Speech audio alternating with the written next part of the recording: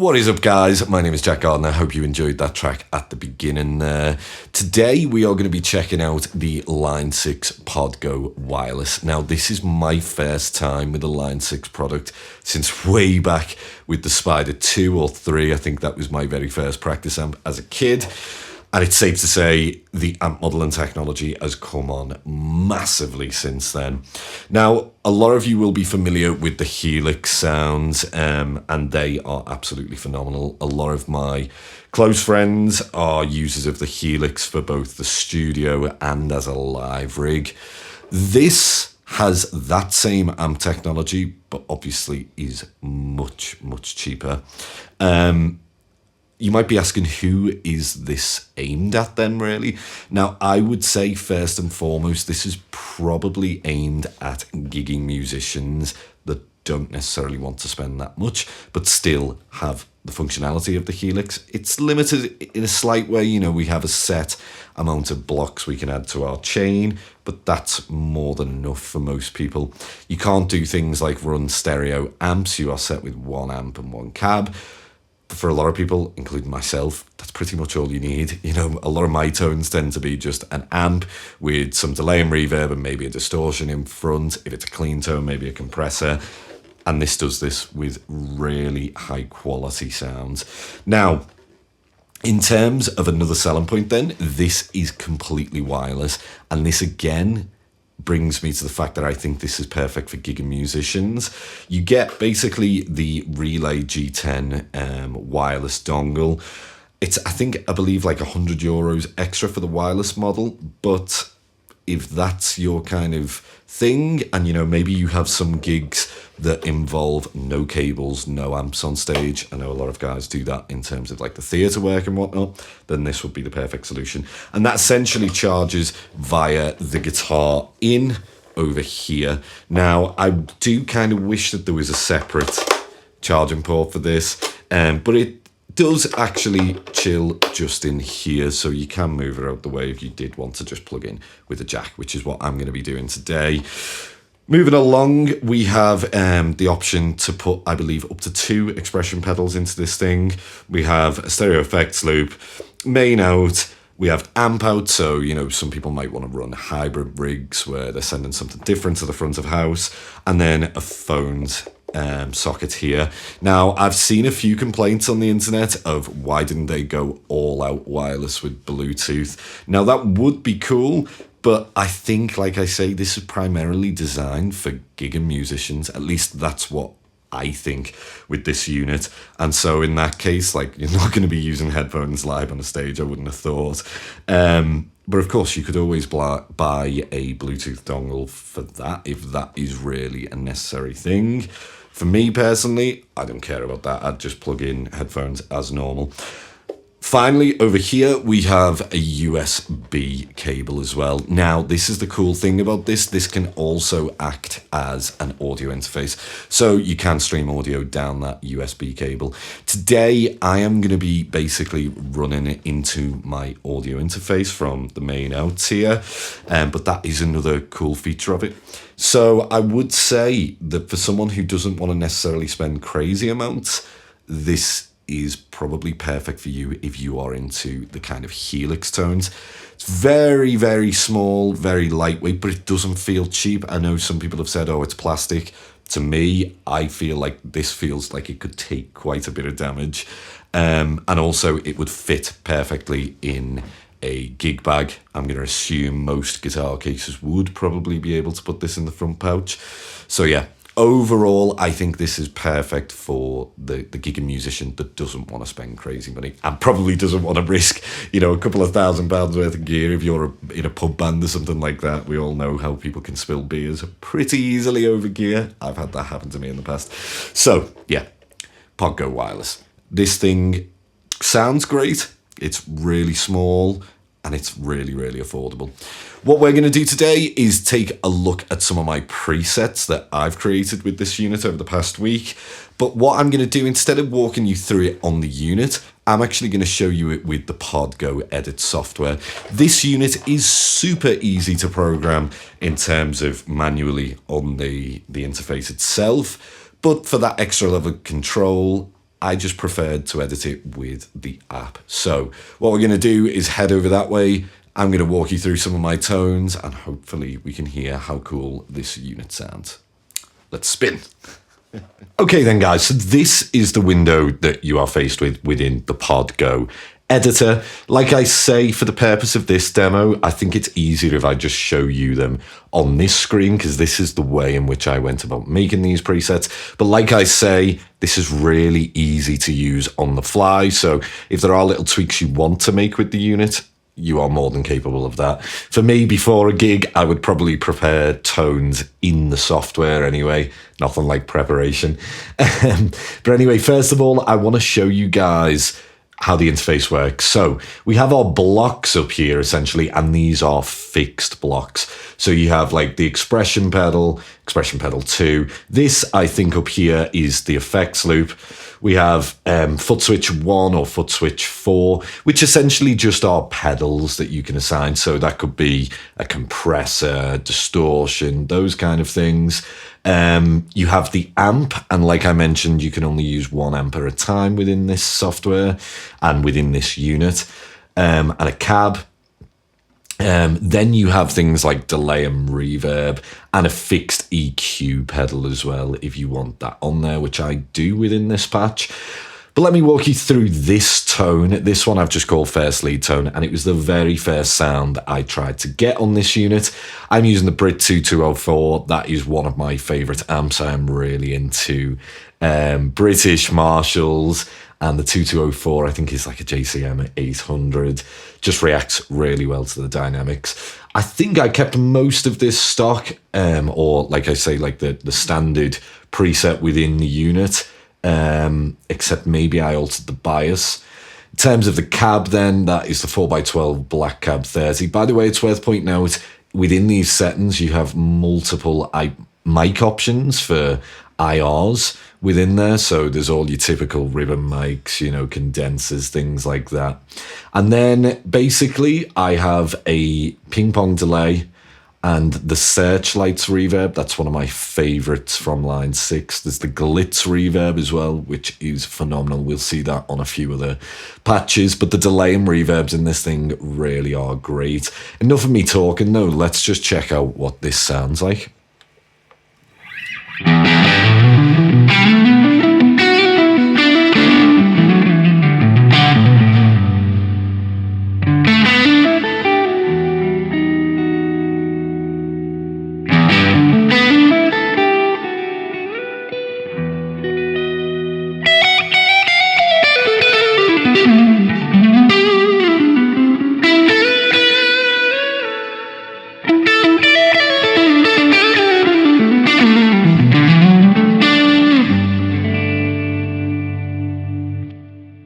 Hopefully you can hear there. I mean, the dynamics that you can get out of this thing are fantastic. I really do feel that's a very usable lead tone. It's the lead tone that you heard on the track at the beginning as well. But the way in which I can attack the strings hard and I get like more distortion, or attack them soft and it's a bit cleaner and more subtle, I love that from this amp. But if I was to go into the bridge position, that is a total rock lead tone as well. So let's check out a bit of that.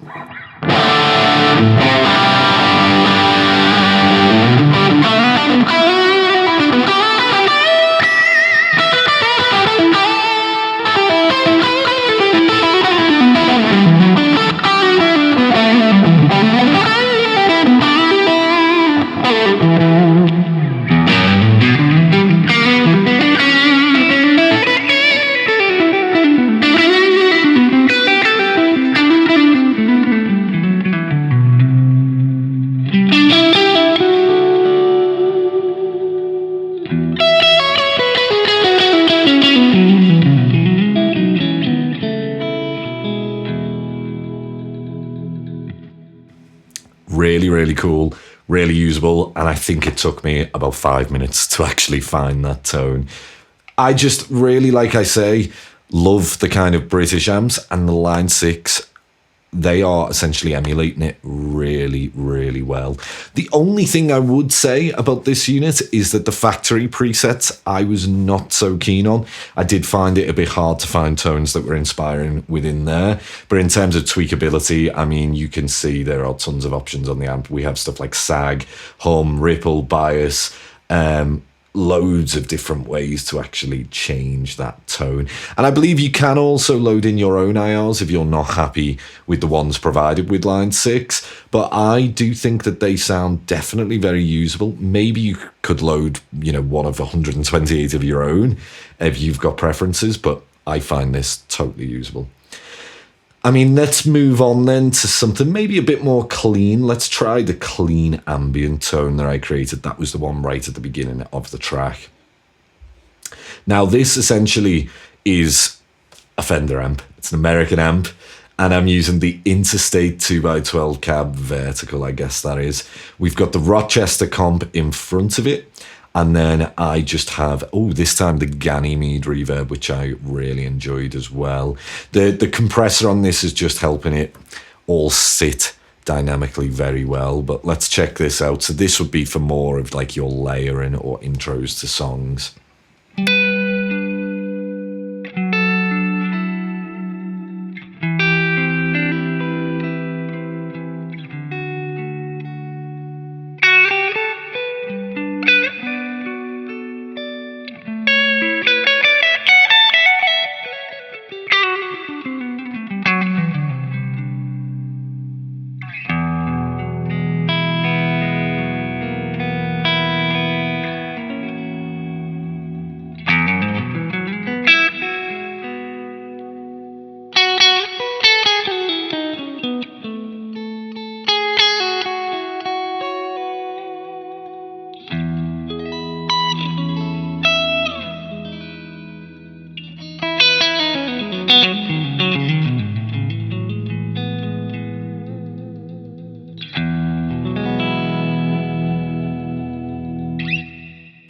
Really, really cool. I think I got that tip about the Rochester comp from John Cordy. If you guys are not familiar with John Cordy, he is like the guru of Line 6. I really enjoyed checking out some of his tones, and I'm sure you guys would as well. So be sure to check out his channel. I'll leave a link down below. But that was the clean ambient patch anyway. Let's check out a bit of a different tone then. So this one is called Timmins-ish. He's one of my favorite players. And let's check out what's going on here.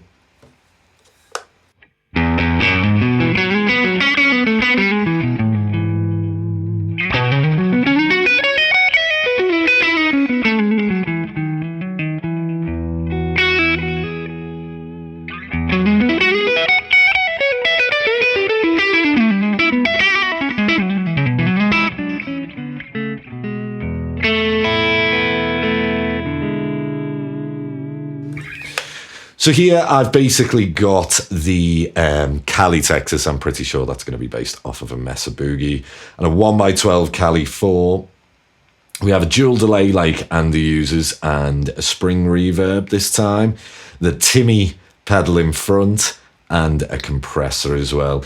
If I was to use the bridge pickup with that, it's just a little bit dirtier, seeing as this is a bit of a hotter output. But yeah, let's check out that.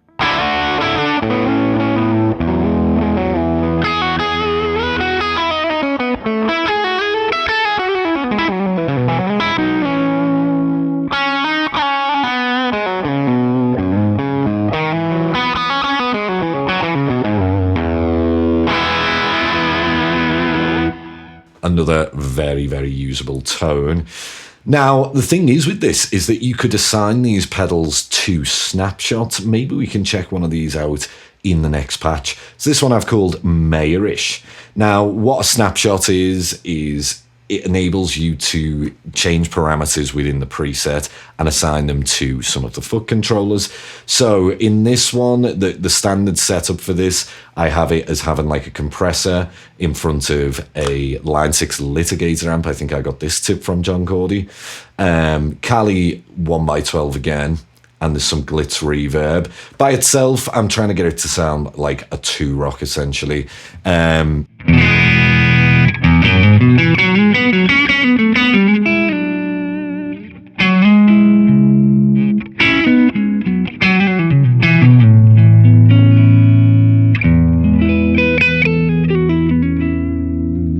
So it's that kind of sound.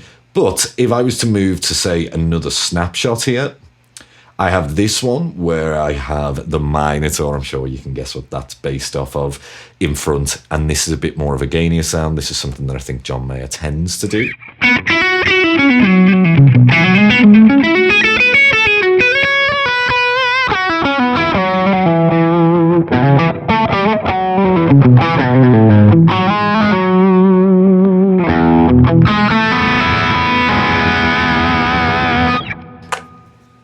And then on snapshot 3, I have basically a tube screamer in front of that. So again, a very similar idea.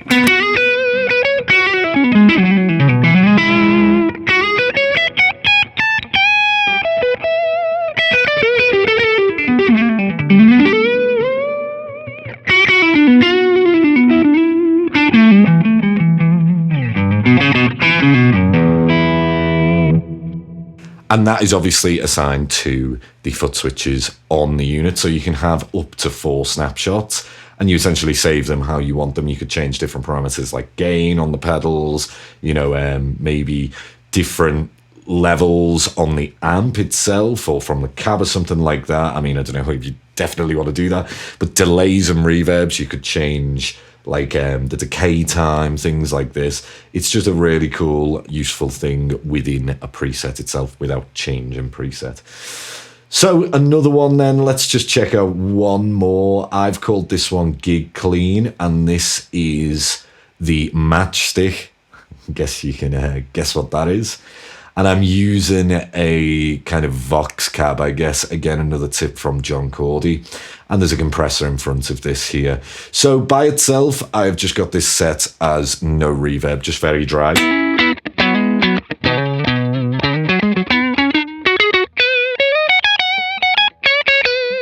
Works perfect for that kind of funk stuff if you're playing. That kind of thing, or single line stuff. Or double stops, I should say.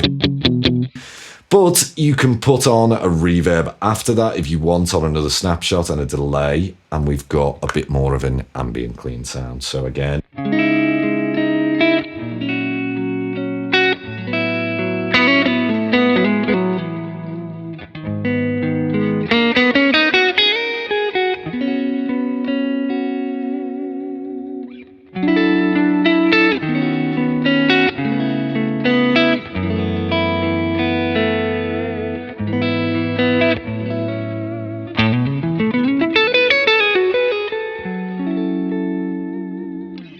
And it works very, very nicely. I'm going to see then if there's a way that I can share these presets with you to check out. But I'm really, really impressed with this unit. I mean, for the price, you are essentially getting Helix quality tones in a very compact rig that's still super powerful, you know. Absolutely perfect for gigging musicians who are a fan of line 6 tones, I believe, anyway. So what did you guys think of these tones? Is this a unit that you would like to check out yourself? You know, is the wireless thing useful for you, or would you go for the normal Podgo? I'd love to hear your thoughts. So please do leave a comment down below and let me know what you guys think. My name is Jack Gardiner. This was the Line 6 Podgo Wireless. Till next time, cheers.